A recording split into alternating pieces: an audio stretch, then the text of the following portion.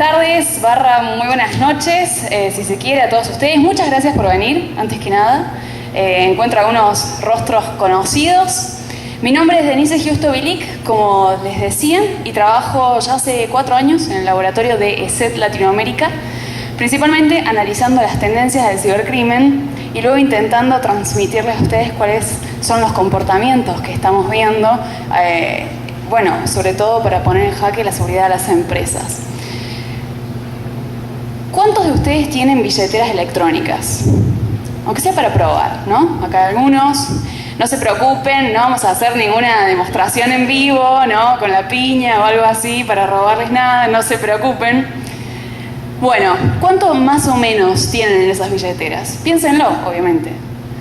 ¿Qué pasa si les digo que en una única billetera asociada a el famoso ransomware de WannaCry, en este año y unos tantos meses más, ya han pasado $120.000 por esa billetera electrónica? No es que los esté tentando, ¿no?, a que salgan todos de acá y se pongan a hacer ransomware. Pero fíjense la cantidad de dólares que mueve la industria del cibercrimen.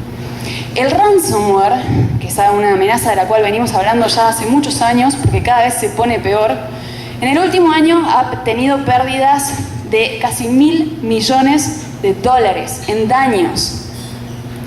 Los incidentes de seguridad están acabando con las empresas que no toman los recaudos necesarios para justamente poder prevenir este tipo de ataques, evadirlos o remediarlos en caso de verse afectados.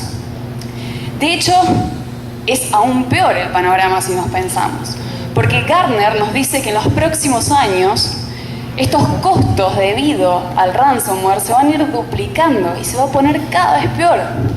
Y esto tiene sentido porque desde el punto de vista del laboratorio, se condice con lo que nosotros estamos viendo. De hecho, en 2017, la cantidad de variantes, o sea, de nuevos tipos de ransomware que estamos viendo y analizando en el laboratorio, aumentó el 60%. Es increíble.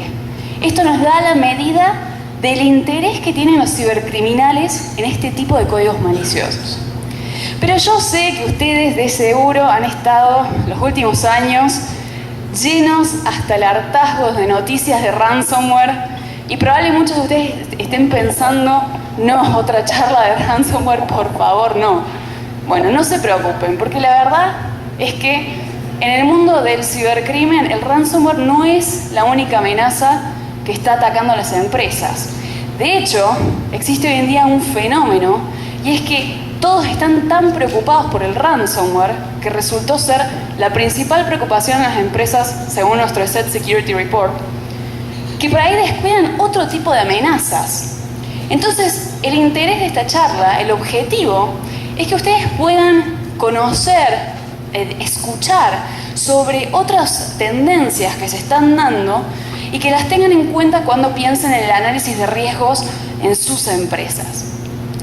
¿De qué vamos a estar hablando? Bueno, por un lado de ransomware, sí, ya lo hemos mencionado, pero no vamos a decir mucho más. Vamos a estar tocando otras temáticas a lo largo de esta charla, como ser esto de la armamentización, esta tendencia que tienen los cibercriminales de utilizar herramientas que son confiables, que se utilizan para desarrollo seguro, que se utilizan para administración de redes, pero esta vez la utilizan para poder comprometer los sistemas y terminar robando la información o cifrándola. Vamos a estar hablando también de cryptojacking, este fenómeno que se da, que resulta de la combinación entre la fiebre por las criptomonedas que tenemos como usuarios tecnológicos y la enorme cantidad de vulnerabilidades que estamos viendo hoy en día. Vamos a estar hablando un poco de exploit kits, estos paquetes de explotación que se comercializan en los mercados negros y que son muy utilizados por las bandas de ciberdelincuentes organizados. Y vamos a estar viendo qué tipos de industrias son los más afectados. Y finalmente vamos a estar hablando de algo que es de suma importancia porque nos ha marcado grandes incidentes de seguridad en los últimos años, que tiene que ver con la cadena de suministro. ¿Qué pasa si nosotros nos esforzamos en crear un sistema de seguridad seguro, pero nuestros proveedores no? Ahora, a mí una profesora de historia siempre me decía que la mejor forma de aprender era a través de los errores de los otros, ¿no? Entonces, lo que vamos a hacer a lo largo de esta charla es ver algunas historias de cosas, acontecimientos que le sucedieron a unas personas y empresas, y vamos a ver si al final de estas horas podemos aprender de estas empresas y tomar algunas lecciones aprendidas. La primera historia tiene que ver con cómo una empresa puede llegar a perder casi $500,000 en un negocio que le hubiese cambiado absolutamente la vida. ¿Conocen a Gary Berman? ¿Les suena el nombre? ¿No? ¿Alguna vez escucharon de él? Bueno, audiencia, les presento a Gary Berman. Este señor que tienen acá, él hace algunos años, un poco más de 3 años, era un CEO muy exitoso de una empresa de marketing sumamente conocida. Él escribió un libro basándose en las historias que les voy a contar a continuación. Y en su libro él detalla esta época como si fueran los años dorados de su vida, ¿no? Todo iba viento en popa, la empresa iba creciendo, estaban a punto de cerrar un negocio que les iba a cambiar la vida, iba a ser un paso que iba a significar un antes y un después en el desarrollo de su emprendimiento, cuando de repente empezaron a pasar algunas cosas extrañas, ¿no? De repente Gary se dio cuenta, o le pareció, que algunos archivos cambiaban de lugar. De repente ingresó a su cuenta de Facebook y su imagen había sido cambiada, pero él no recordaba haberlo hecho. O le ocurría que le enviaba un mensaje de texto a su hija y ella lo recibía con un contenido totalmente diferente. Entonces, lo primero que pensó Gary fue: me estoy volviendo loco. Hizo una cita con un psiquiatra para ver si efectivamente se estaba volviendo loco, porque él, su esposa, su hija, su familia, le decía que no podía ser que esto le estuviese ocurriendo, que debía él haber hecho estos cambios, ¿no? Bueno, así transcurrió su vida, él preocupado porque creía que estaba perdiendo la cordura. Y llega un momento culmine en el cual tiene una entrevista con esta famosa empresa con la cual va a cerrar este negocio, ¿no? Por una licitación.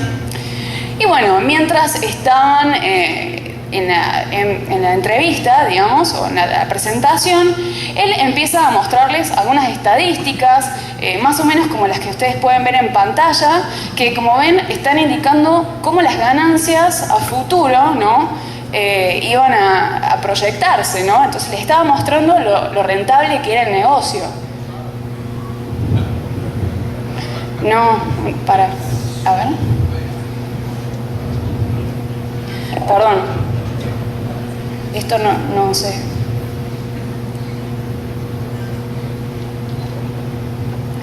¿Qué pasa si les ocurre eso en una presentación? Están con el cliente que se tienen que ganar ahí peleando un negocio de casi $500,000 y de repente les aparece una obscenidad en medio de la presentación. Bueno, esto es lo que le pasó a Gary. Estaba terminando su presentación y en la parte de muchas gracias aparecía cualquier otra cosa. Imagínense lo que pensó el cliente. Él perdió su reputación, su empresa se fue a pique, nunca más recuperó esa reputación que tenía, nunca más, por supuesto, pudo cerrar otro negocio con ese cliente, ¿no? Entonces vemos cómo a partir de esto él empieza a decir: no, acá pasa algo raro. Y entonces contactó a las autoridades, de hecho el FBI estuvo involucrado, y resulta ser que así descubrieron que unos ciberdelincuentes se habían ingresado primero a través de sus dispositivos domésticos, después habían pasado a sus dispositivos corporativos y así habían tomado completamente todos sus equipos y tenían control absoluto de todo lo que él hacía. Al final parecía que no estaba tan loco, ¿no? Ahora, ¿quiénes eran estas personas? Eso es lo más curioso. Resulta ser que eran un subgrupo de sus empleados, sus propios empleados, que querían crear una firma que iba a competir con su marca en el mercado. Entonces empezaron a averiguar cómo podían hacer un ciberataque para destruir completamente su ventaja competitiva y ganarle a sus clientes. ¿Esto qué nos dice? Un par de lecciones aprendidas, ¿no? Por un lado, que fíjense la ignorancia, si se quiere, de Gary, que antes de pensar que había sufrido un ataque cibernético pensó que se estaba volviendo loco, ¿no? Ahí claramente falta un poco de concientización sobre seguridad informática, sobre cuáles son los riesgos y cuál es la probabilidad de verse afectado. En sus empresas, ustedes mismos, ¿qué tan conscientes son de esos riesgos? ¿Cómo son los planes de capacitación? ¿Realizan planes de capacitación? ¿Invierten en concientizar a sus empleados? Y por otro lado nos deja otra moraleja, ¿no? La famosa amenaza interna dentro de la empresa, ¿no? ¿Quiénes vinieron con sus colegas de trabajo? ¿Algunos? Bueno, no, tampoco es para que empecemos a desconfiar hasta de nuestras sombras, ¿no? Pero sí claramente nos dice que es necesario tener algún tipo de control para asegurarnos de que esto no nos va a ocurrir y que no vamos a terminar escribiendo un libro como Gary Berman sobre nuestros fracasos en la industria, ¿no? Esta es la primera historia, ¿no? Como para adentrarnos en este mundo del cibercrimen.